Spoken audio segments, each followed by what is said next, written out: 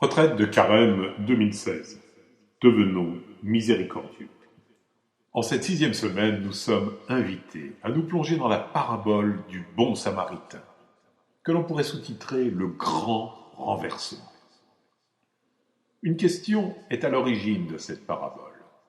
Maître, que dois-je faire pour avoir en héritage la vie éternelle ? Chers retraitantes et retraitants, nous voici parvenus à la dernière semaine de Carême, inaugurée par l'entrée triomphale de Jésus à Jérusalem au jour des Rameaux. Accueil triomphal de courte durée, car, contre toute apparence, les événements vont mal tourner. On aurait pu croire qu'enfin la foule reconnaîtrait le Messie tant attendu. De fait, le Messie est bien là, mais c'est un Messie souffrant, celui prophétisé par Isaïe au chapitre 53. Et qui ne saurait se contenter de quelques gloires humaines, qui le détourneraient de sa mission salvatrice. Cette semaine clôt notre montée vers Pâques, vers Jérusalem. Nous avons gardé pour cette dernière étape la parabole qui brise les frontières, celle qui nous ouvre à l'autre, quelle que soit sa religion, ses origines, sa classe sociale. Il fallait certainement toutes ces autres paraboles que nous avons vues précédemment, et que nous avons médité pour pouvoir accueillir celle-ci dans toutes les dimensions de la grâce. Alors, plongeons-nous dans cette parabole du bon samaritain que vous trouverez dans Luc au chapitre 10, du verset 25 au verset 37. Et voici qu'un docteur de la loi se leva et mit Jésus à l'épreuve en disant « Maître, que dois-je faire pour avoir en héritage la vie éternelle ?» Jésus lui demanda « Dans la loi, qu'y a-t-il d'écrit ? Et comment lis-tu » L'autre répondit « Tu aimeras le Seigneur ton Dieu de tout ton cœur, de toute ton âme, de toute ta force et de toute ton intelligence, et ton prochain comme toi-même. » Jésus lui dit « Tu as répondu correctement, fais ainsi et tu vivras. » Mais lui, voulant se justifier, dit à Jésus « Et qui est mon prochain ?»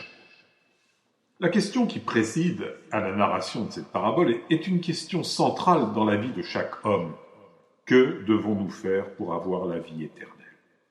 Nous sommes là sur l'enjeu de toute vie humaine, parvenir à la vie éternelle.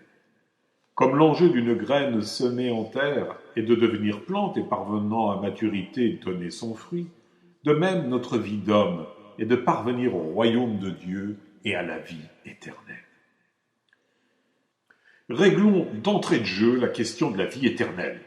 Il ne s'agit pas d'une vie d'ennui qui n'en finit pas. Éternel ne qualifie pas une question de temps, mais une question de niveau de vie, d'intensité de vie.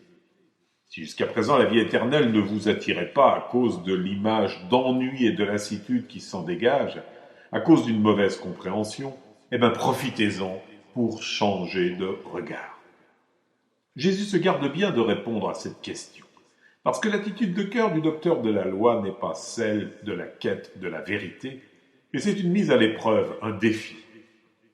Dans ce cas, Jésus joue le jeu. Tu as voulu m'éprouver, je t'éprouve. Il répond donc à la question en rebondissant par une autre question, ce qui viendra, soit dit en passant, une tradition chez les jésuites. Il lui demande, dans la loi, qu'y a-t-il d'écrit ? En bon docteur de la loi, il cite un verset du Deutéronome, chapitre 6, verset 5, auquel il adjoint un passage du livre des Lévitiques, chapitre 19, verset 18, et fait ainsi coexister deux prescriptions, aimer Dieu de tout son cœur, de toute son âme, de toute sa force, de toute son intelligence, et son prochain comme soi-même. Jésus reprend la main et lui dit « Tu as répondu correctement. Fais ainsi et tu vivras. » Mais le docteur de la loi a répondu lui-même à la question qu'il posait à Jésus. Il s'en rend compte, alors il veut reprendre la main en posant une nouvelle question, se croyant maître du jeu. Il demande à Jésus « Qui est mon prochain ?» Dans cette partie d'échecs, le docteur ne se rend pas encore compte que le coup qu'il vient de jouer va lui être fatal, au bon sens du terme. Certains spécialistes du milieu juif de l'époque de Jésus disent que cette question du prochain était fort débattue. Qui est le prochain ? Est-ce uniquement les membres de ma famille, de ma tribu, des autres tribus d'Israël, un gentil, un païen, un étranger ? Jusqu'où ? Ou jusqu'à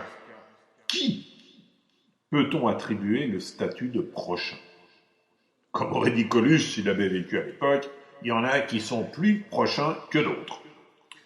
La réflexion était orientée d'une certaine manière, et nous savons bien aujourd'hui, par la science des sondages, combien la formulation de la question conditionne la réponse. Jésus, à son habitude, va bouleverser le jeu.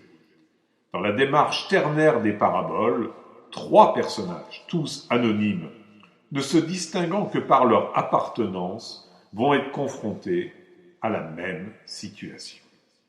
Continuons le texte. Au verset 30. Un homme descendait de Jérusalem à Jéricho et il tomba sur des bandits. Ceux-ci, après l'avoir dépouillé et roué de coups, s'en allèrent le laissant à moitié mort. Par hasard, un prêtre descendait par ce chemin et il le vit et passa de l'autre côté.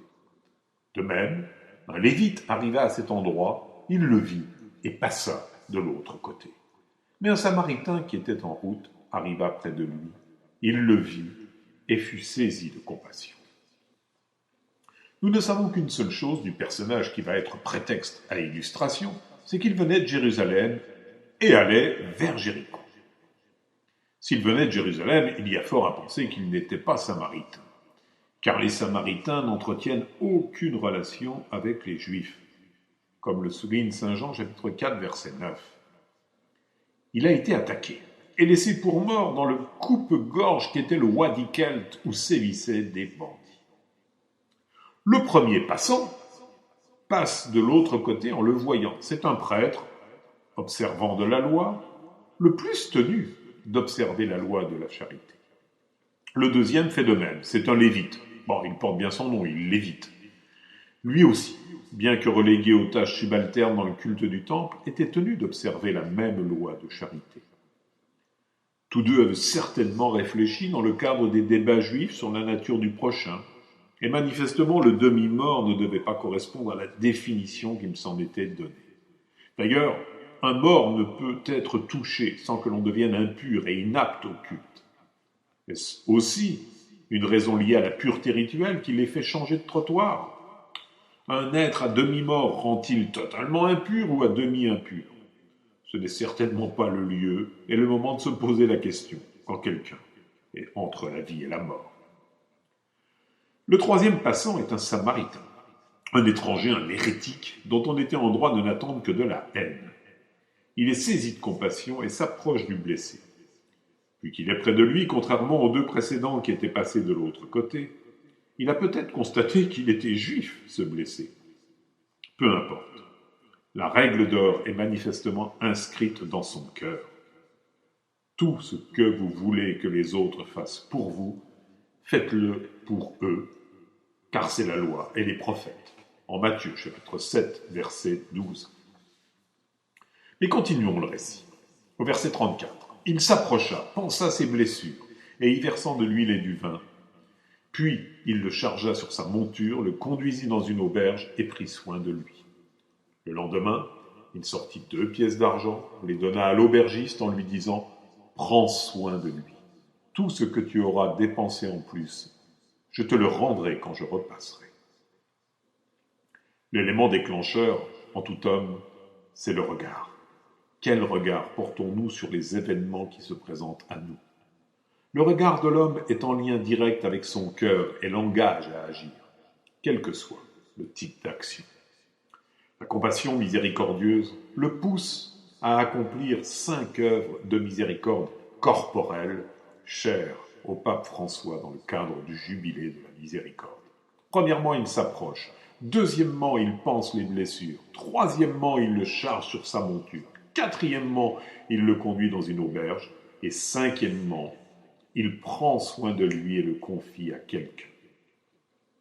Il va loin, ce Samaritain, car il prend soin de lui à tel point qu'il avance l'équivalent de 2 journées de travail, j'aurais envie de dire sur ses propres deniers, pour qu'il se rétablisse et passe ensuite le relais à un autre pour qu'il en prenne soin.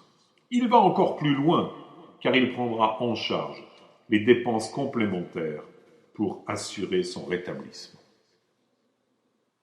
La question finale arrive au verset 36. Jésus demande au docteur de la loi « Lequel des 3, à ton avis, a été le prochain de l'homme tombé aux mains des bandits.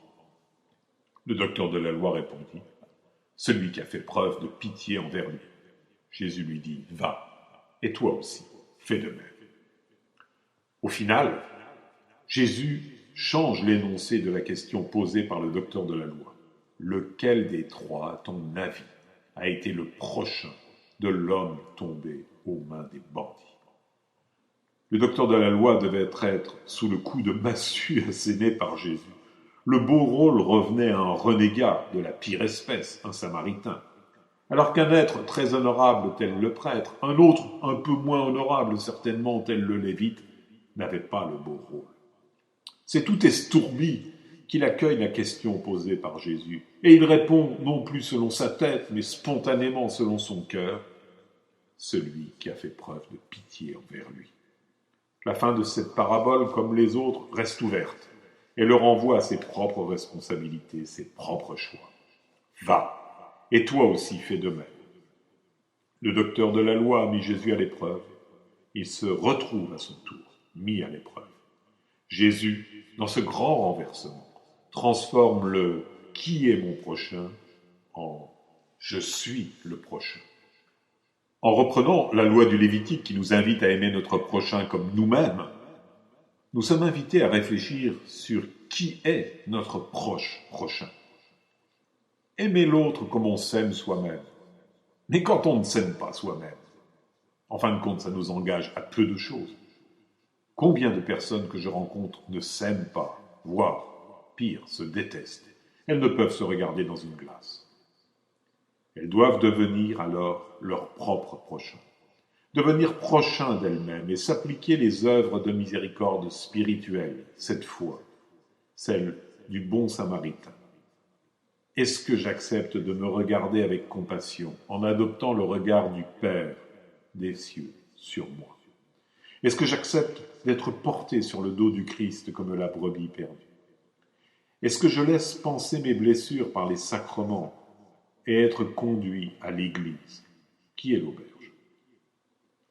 Il s'agit de s'occuper de soi-même, non de manière nombriliste, ni dans un souci de bien-être, mais dans celui de bien-être, parce que nous sommes nés de nouveau en Christ et que nous sommes le temple de Dieu. Ne le savez-vous pas? Paul le demande dans la première aux Corinthiens, au chapitre 3, verset 16. Le bon samaritain, en fin de compte, pour nous, c'est le Seigneur, car Dieu seul est bon. Si nous le laissons faire, il nous remettra sur pied à chaque fois que nos adversaires nous auront mis à terre, laissés à demi-morts, car il est miséricordieux et qu'il veut qu'aucun de ses enfants ne se perde. Alors nous pouvons alimenter notre semaine en méditation et en approfondissement en se posant 3 questions. En cette fin de retraite, affermissons notre désir d'être miséricordieux comme notre Père du ciel. Le désirons-nous vraiment? Deuxièmement, par le fait même, demandons à notre Père du ciel de nous voir tel qu'il nous voit et devenons miséricordieux envers nous-mêmes. Troisièmement, appliquons-nous à exercer les œuvres de miséricorde corporelle et spirituelle envers nous et envers notre prochain. Et puis en petit cadeau de fin de retraite de carême, eh bien cette règle d'or qui nous est donnée, fais aux autres ce que tu aimerais qu'on te fasse, vaut quand même beaucoup plus que cette règle en plaqué or, ne fais pas aux autres ce que tu ne voudrais pas qu'on te fasse. Vous pouvez retrouver aussi cet enseignement sur le site internet www.monastère-invisible.com.